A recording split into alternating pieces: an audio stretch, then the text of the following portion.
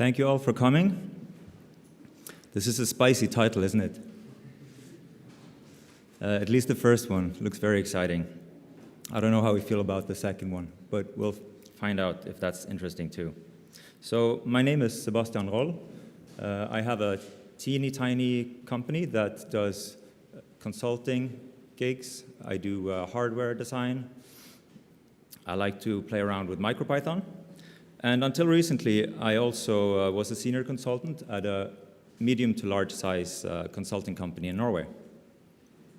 So the agenda for today is to explain what the principal agent theory problem is, look at it in the context of software consulting.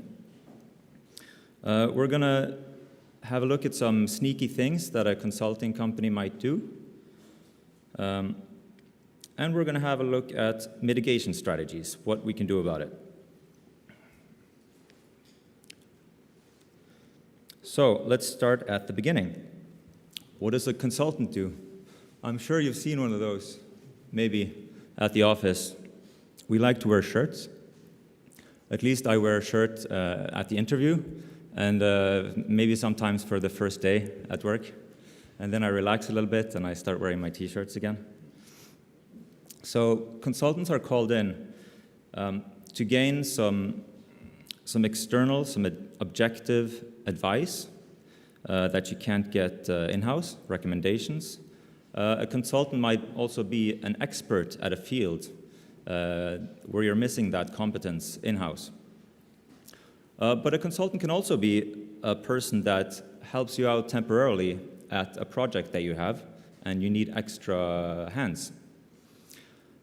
It can even be that part of your project, or even the entire project itself, might be handled by a consulting company. So these are the four main parts of being a consultant. And it's booming.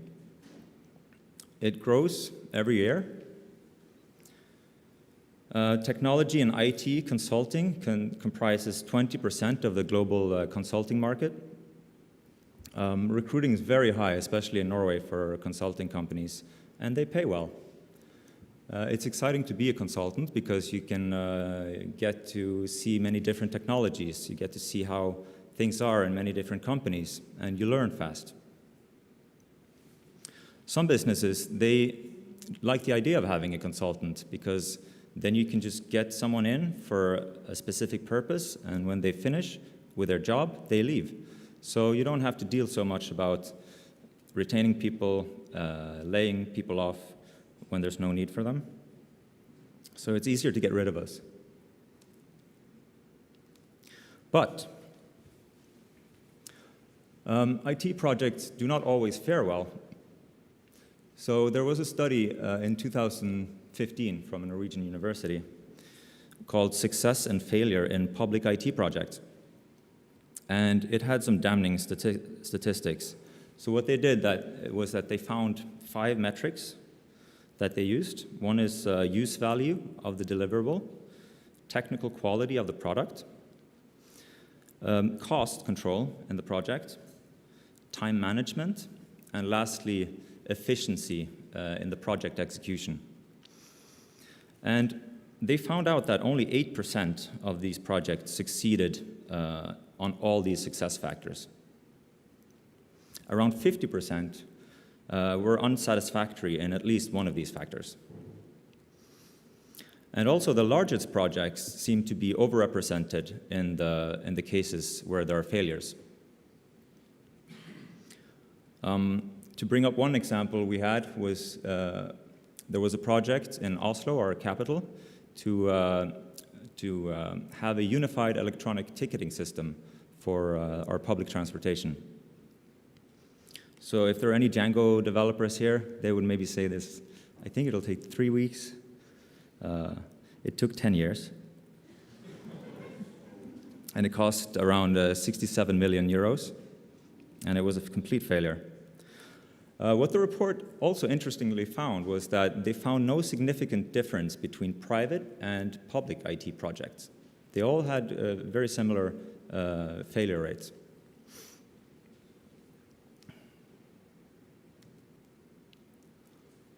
see. So what causes this? What makes a bad project? Why do we overspend and why do we underachieve? Why do we delay? Is it the client? Does the client not give good enough specifications? Is it the contractor? Do they not deliver high quality? Usually it's a bit of both. Usually it's one, usually it's the other. Sometimes it's external factors that you cannot foresee.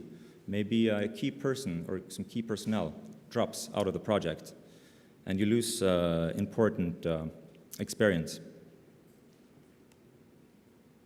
But for the purpose of this presentation, we're going to be focusing on the contractor, the consulting company. But to get closer to the nature of this problem, let's consider a more simple example.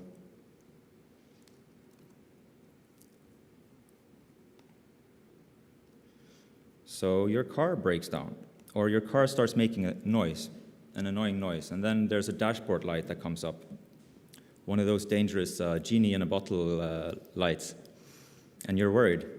So what can you do? You can do one of two things. You can either decide, I'm going to learn about car repairs, I'm going to spend a couple of months studying this, and I'm going to try to do it myself. For me, if I tried that, it would still be my first attempt trying to fix a car, so I would probably still fail. So what I would do is I would take it to a repair shop. And the repair guy, he comes, he looks pleasant, he has a look at the problem, gives me a diagnosis, he gives me a price. But there are two important concepts that are at play here in this interaction. And one is that the repair guy knows much more than I do about the domain. So the repair guy knows a lot about repairing cars, but I don't. So I don't have any good way to figure out if he's actually telling me the truth or not. Is he scamming me? Is he being reasonable? Is he a good repairman? Is he even a car repairman at all? The second factor is there's a potential difference in interest here. So my interest is to get the car repaired as fast as possible. If you can work overtime, that's cool. If you can do it for free, that would be great. If not, then the lowest possible price. Whereas the car repair person, he wants to get as high price as he can that would still make me happy to pay the price. So there are slightly different incentive schemes here. So it turns out that economists and people in political science, they define this type of interaction as a principal-agent problem. A principal-agent problem occurs when you, as a principal, you want something done, and you don't want to do it yourself, you want an agent to do it. Maybe the agent is much better at doing that than you are. This is from Wikipedia. Principal hires the agent performs work for the principal. There is asymmetric information there that comes in from the top. So one is that I can't really know if he's a good car repairman. I don't know if what he's telling me is the truth, but I can't really control him. I can't really know if he's doing what he should be doing. So that's asymmetric information. There's also the concept we talked about, different interests. You see the self-interest thing that goes there? So these two concepts combine to form a potential risk for the agent doing things that are contrary to the principal's interest. So the agent might do things that the principal do not want him to do. And the result we call adverse selection. You might pick the wrong person for the job. And also moral hazard. Moral hazard is that thing where the agent is working contrary to your interest as a principal. And this works on 4 fundamental assumptions. One is that principal and agent are rational actors. 2, the action of the agent affects the success outcome of the principal. The principal cannot fully control the agent. And there's a divergence of interest at play. And that causes the potential of adverse selection and moral hazard.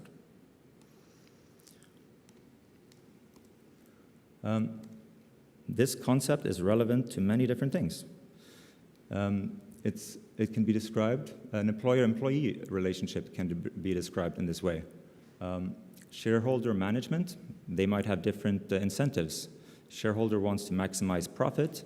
Management maybe wants to keep his job and have a more stable outlook for the company.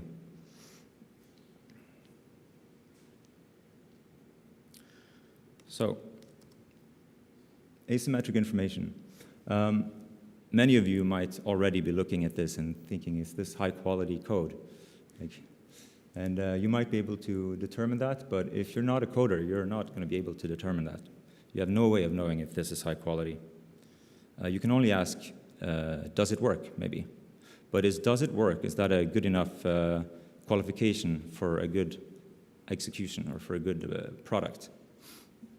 Definitely it's not. The different interests. You might want, I wanted a house. I wanted it to be built according to specification. I gave them dimensions and everything, and this is what they gave me. They minimized their own cost to hand in a product that's according to the specifications.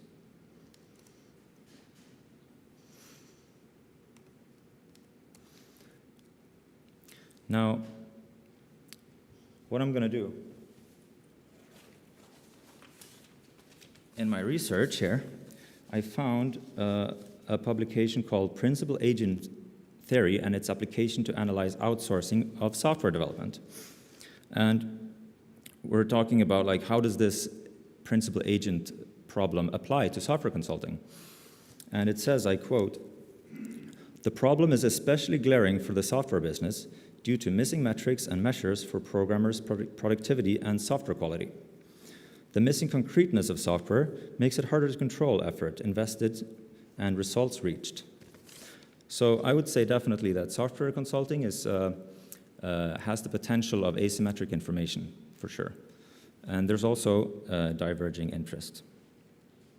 So let's play a game. I know there are some hackers in the audience, maybe some pen testers. So we're going to have fun and figure out which exploits can we find if we're a nefarious agent.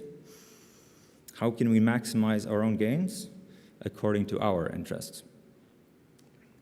So what we can do the bait and switch. So you get the top guy in your company, really good guy, he has awesome CV, he's very good at writing proposals. You kind of implicate that he's going to be part of the project. You use the brand that you have. You're a big company, maybe. You're recognized. And then when you get the contract, you kind of change the terms. All of a sudden, this guy, awesome star guy, he's out of the project and replaced by 10 junior developers who are just recent graduates. We slap some certification on these junior graduates so they have at least something on their CV. And the junior devs, they make more mistakes too. So that means that there's more work to be done, there's more bugs to be fixed. And that's also good for when the product is delivered and you want maintenance. So one thing to say about that is that resumes are personal or professional, it's personnel marketing devices that people use, and the potential for puffery is there. The second one is called the land and expand. So you do kind of a similar thing.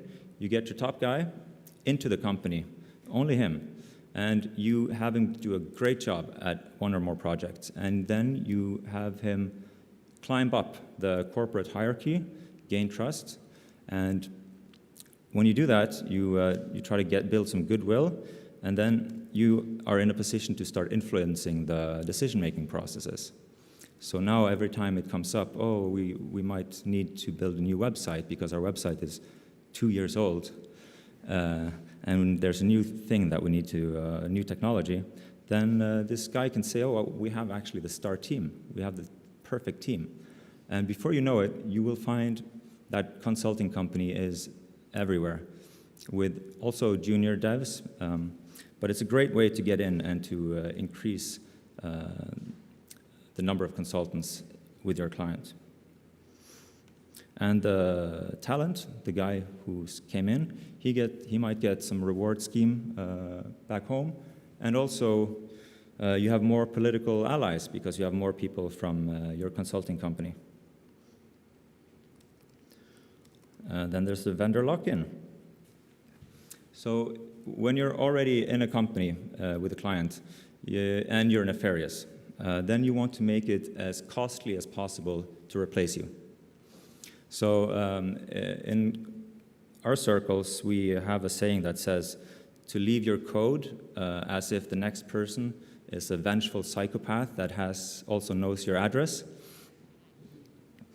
But if you're nefarious, you don't want to do that. You want to create exclusivity. You want there to be not so much documentation. You want maybe to promote more novel tools and technologies, because that decreases the available pool that can replace you.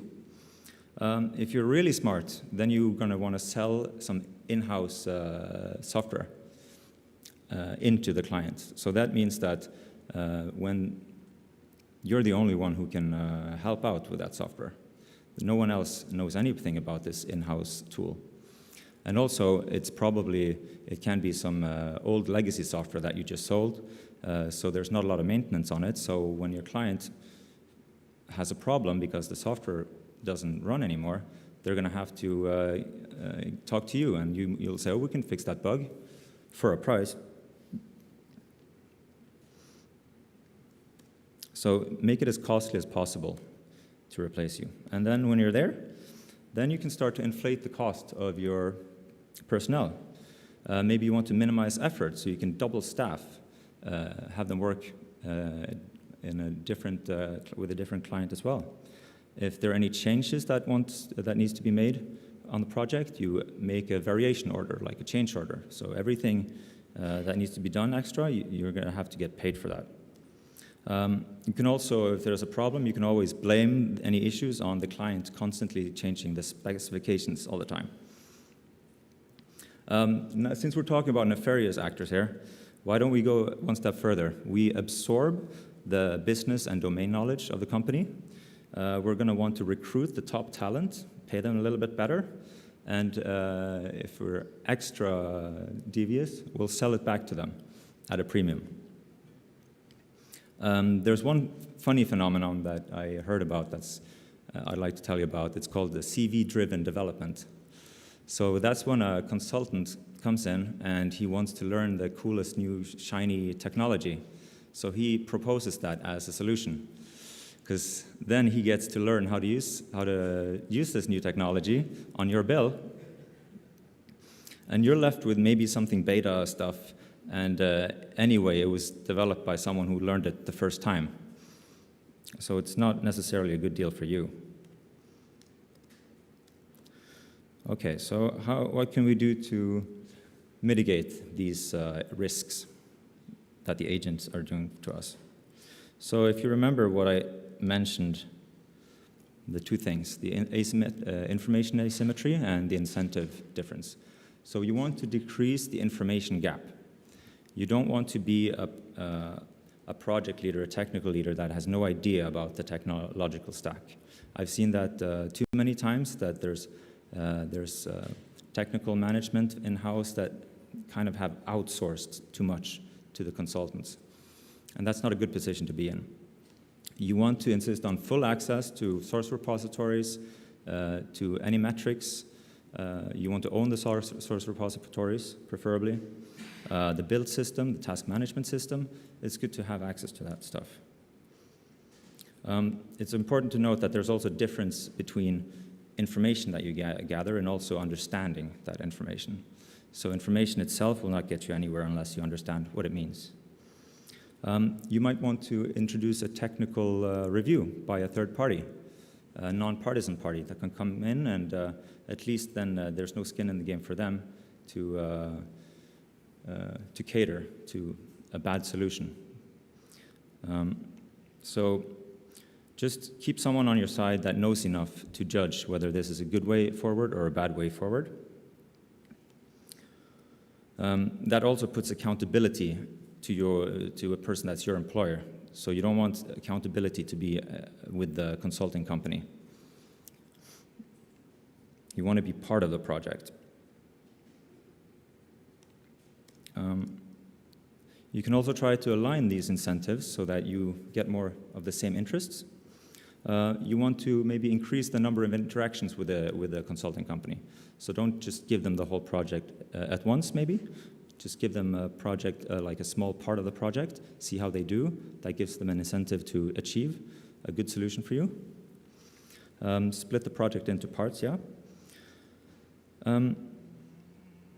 You can also do a performance-based reward. That's getting more popular now, that the consulting company comes in and say, we can just get a cut of whatever success that you have, and we don't have to get paid if you don't succeed.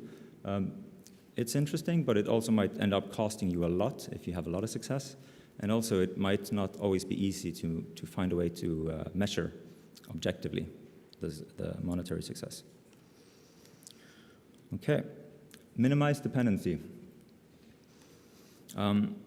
Minimize that sunk cost, that potential for sunk cost. You want to make it easy to replace. Avoid vendor lock-in at all costs. That's a very good tip. Insist on using standard tools, code guidelines, proper documentation, well-known technologies.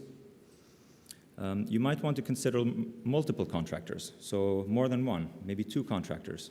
This is especially useful if you're dealing with more novel technology, innovative technology, or niche languages, because then you always have one extra supplier. It also helps to enforce these code guidelines, because then they will have to communicate with each other and share code.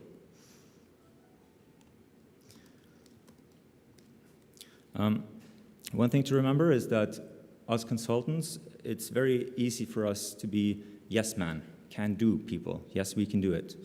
One of the reasons for that is that if we are too critical, we might be dropped off the project. And it's much easier for us to just get by on fixing things for you and doing what you tell us to do.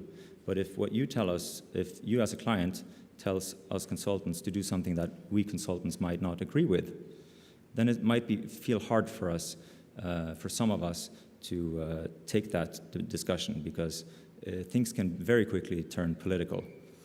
If there's a consulting company that's nefarious and we come in, if I were to say, oh, this solution is not very good, there's still a person in-house that got this consulting company in the first place, and he might not want to feel attacked in that way.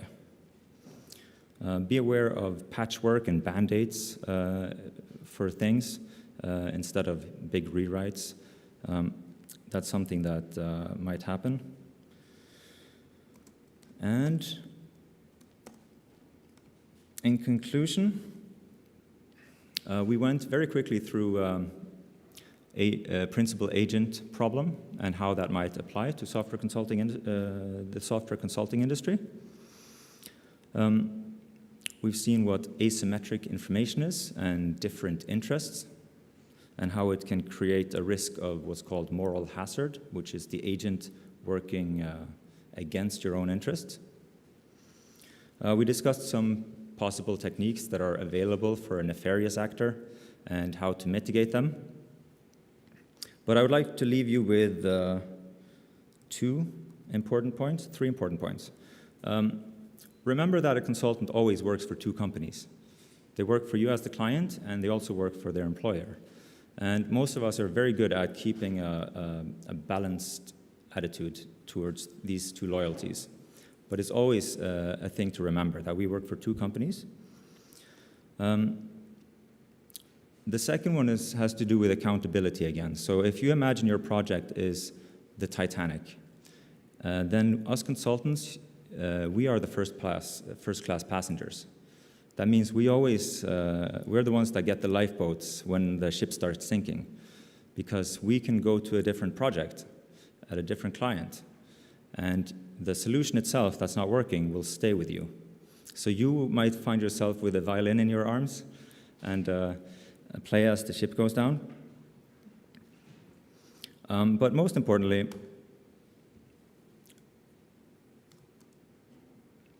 we are decent people. Most of us are. And this principal agent problem comes from economic theory, it comes from game theory. It excludes sometimes, it assumes that we're all acting in our best interest, economic interest, but it is also the case that if you motivate people and if you don't micromanage them, if you keep them motivated, they will do a good job for you, most likely. So that's always important to keep in mind. I don't want you to find that you now are very too skeptical and are showing it too much. So just assume good intentions, encourage mutual trust, and avoid micromanagement, because your consultant might go the extra mile for you. He might want to do it out of personal reasons, and he will probably put in that extra effort that is required sometimes. So in conclusion, do not get tricked by the worst among us, and nurture and support the best among us. Thank you very much.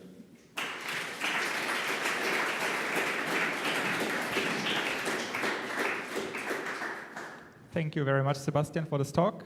We have time for questions. Sebastian, thanks for your talk.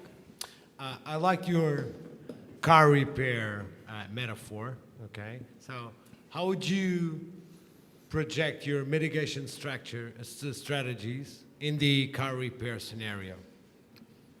Which scenario did you say? The scenario that my car has a funky light in the dashboard. Oh. I need to go there. Yeah. I'm the principal. The mechanic is the actor. So what kind of how would you project your mitigation strategies into that metaphor? Yeah. So what I would do then is that I would try to decrease the information gap. So part of that information asymmetry is that I don't know if he's a good repairman or if he's trustworthy. So I could go to a review site and I would see, does he have good reviews? That would help me to get information about other people's experience. And I wish that there was something similar in terms of software consulting. I think that would be very helpful for everyone involved, but it's very difficult because then you would need some objective metrics, and I don't think it would be that easy to set up. I think most of the time, more major corporations as clients, they would have their internal registry where they log their experiences. More questions? Please. Yeah, thanks for the talk. As your role as a consultant, you talked about this information asymmetry and the agent and the what was the P again? Principle. And you also told us that there exist some technical leaders in companies that are a little bit far away from the tech experts they need to lead. Do you encounter this principal and agent problem within companies, and how do you deal with them when they are already existing and you join that? If I encounter this in existing companies, or does it exist? Did yes, you have some experiences? I would say it does exist. I've encountered situations where there's a very, very bad situation and somehow it needs to be dealt with.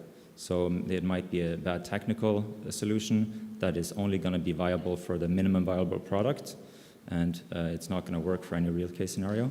The problem if the in-house leadership lacks the technical know-how specific to that domain is that if another well-meaning consultant comes and says, look at this is not going to work well, we need to do it this way and that way instead, is what I propose, then the management has a tough situation because he can't really do any value judgment whether or not that well-meaning person is correct.